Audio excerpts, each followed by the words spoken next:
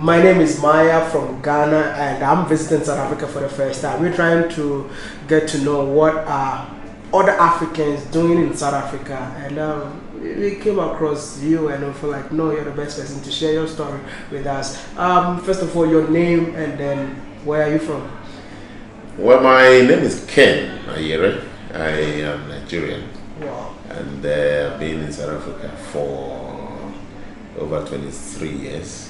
Over 23 years. Yes. First of all, what brought you to South Africa? Well, originally I was a media practitioner. I was sent here as the bureau chief of the news agency of Nigeria, covering the entire Southern Africa. Wow. And after doing that job, I went back to Nigeria, took voluntary retirement, and then went private. I came back, I was here in 96 to 2000, then came back 2002, and then went into my own things. Wow. A lot of people are talking about you here in South Africa doing an amazing thing, but people watching us really don't know what you do in South Africa. Well, I do a bit here and there. I got involved with the Chevron Group, as a Caltex franchisee. That was in 2002. Okay.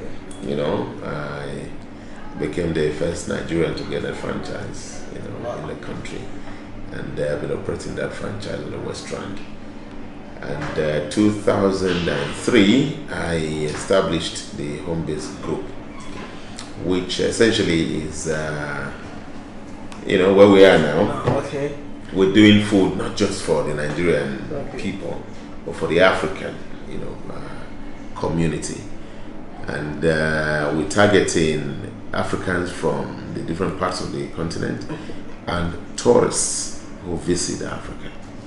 Of course, if you have a group of Italians, they won't come here and be looking for pizzas and pastas and those kind of things. Exactly. They've seen the best of it, where they're coming from, and obviously they want to know what these Africans eat. So the home-based menu is essentially, a collection of what Africans eat from the different, regions of the continent, except for North Africa, because those ones do more Mediterranean things. Exactly. So if you come here and you're South African, Zambian, Mozambican, you find your food. If you're from Ghana, of course you find your jollof rice here. You find your gari and gari photo and red and everything. No, that's essentially what we do, and the idea actually is to project that which is African, because I believe that we have the best. Exactly. Food, the very best. You cannot compare what we eat to, what other people eat. The variety is there, the nutritional value is there.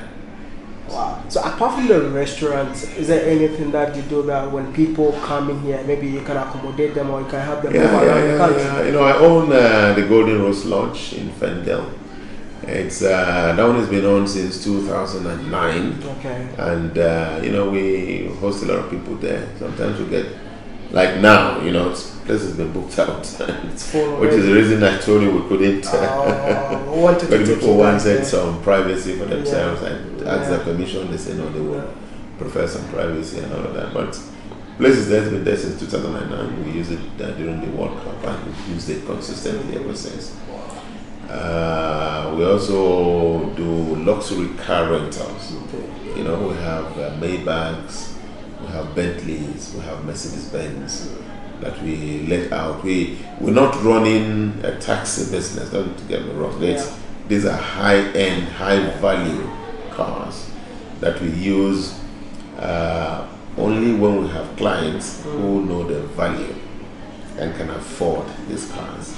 So say your president arrives, for instance, and he doesn't want to drive in a Toyota Corolla, for instance, or a Uno, then we provide some services. We have the right car for him, and these cars are driven by our own trained chauffeurs who, are also trained bodyguards. Oh, wow. So they provide protection They know the terrain, they take you to where you go, and you drive in luxury.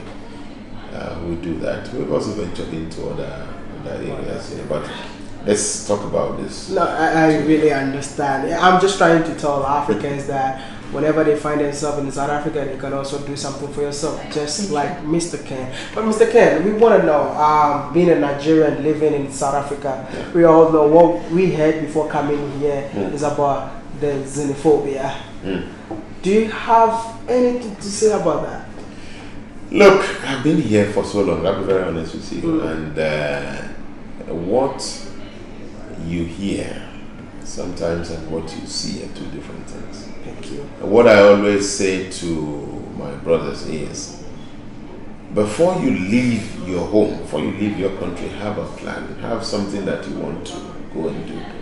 And don't leave your home and go and constitute nuisance in somebody else's place. You know, I came here to do business, having worked here. You know, brought capital and invested. And I'm employing South Africans and other nationals. Here in this country, in all of my ventures, I think the people who work for me are in excess of 100. You know, and these are people who have families. The guys have wives, have children, and have dependents. And the ladies have children, some have husbands who don't work, who don't have jobs that they look after. You know, so the ripple effect is from the different things that we do, we're taking care of quite a number of people. The system appreciates people like that. Wow. You know, I wouldn't say xenophobia is not there, don't get me wrong, but I say I've not experienced it. I sit quietly and do my business. I conform to the rules of the land. I obey the law. If the law says if you come into the country, make yourself legal. I came in as an investor. You know, as a businessman, got the business permit, got a permanent resident, got the citizenship. Wow. You know, so I play by the rules. You know, when it's time to do statutory things, you do statutory things. But it is not to say it is not there. But most of the time, you'll find that the people will be reacting to what they perceive as the negatives coming from the foreigners. Some of them would accuse the foreigners of doing drugs. They will accuse foreigners of taking their women. They will accuse foreigners of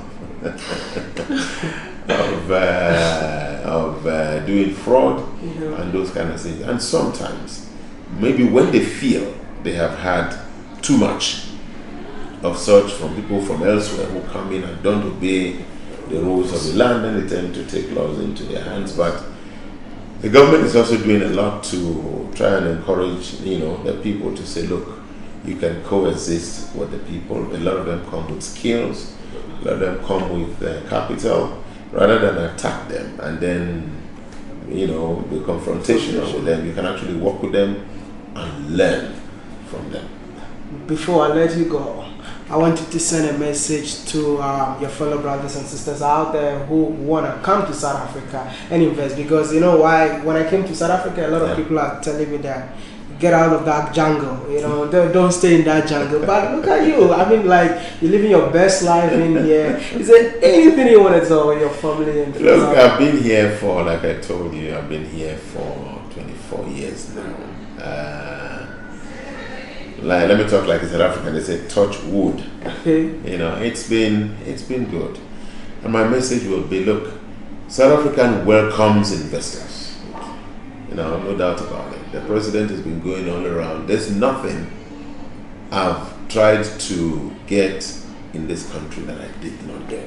That being a Nigerian has stopped me from getting. Because I will go about it the right way. You want to run a business, first of all, be legally resident in the country. So you don't see the policeman and you start running, and then see Home Affairs people, people from the Ministry of Interior, and then you start talking and regularize your stay. You know, get your identify what you want to do. Once you have done that, if you have capital to invest, identify the business.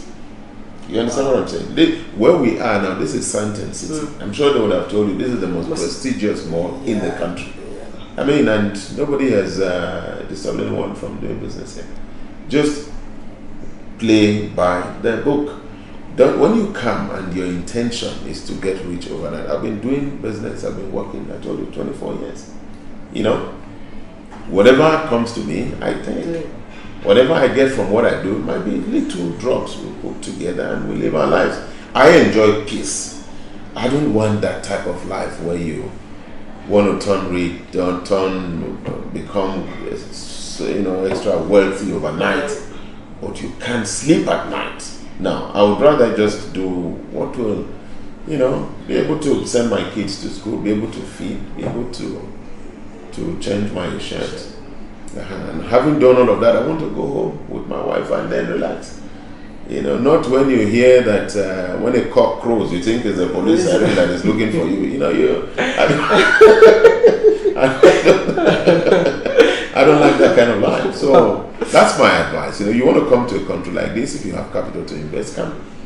Identify your opportunities and do it. If you have skills, they have such things. They have the skill shortage here. Go to the embassy in your respective countries. Apply with your skills that you have. This skill, you have that skill. They will grant you. So when you come, you can go to the various departments. There's Ministry of Labor. You go and register with the people. There are labor brokers, there are recruitment agencies. You go there. Number one, you would have been legally resident in the country. When there's an opportunity, they'll give you the job. I know a lot of people, my friends, who came in like that. And they are fine and they're happy. Where people have problems is when you come and then you want to do everything by do it the other way. Exactly. You want to. But you know that there are people who are doing it the other way. That is why it's bringing all this information. Of course, there are. All right. I think Mr. Ken has talked a lot today, and most of you have heard it from himself, not from me. So I want to tell you, whenever you come to Johannesburg, his place is here for you to eat. His is it a hotel or lodge? Yeah, my lodge is in Fendale. It's in Randburg. The lodge is there for you to sleep, and if you want to drive some luxurious cars, this place is there for you. It's your boy Mr. Ghana, baby, right here in Johannesburg, Sandton City. I'll see you in the next one.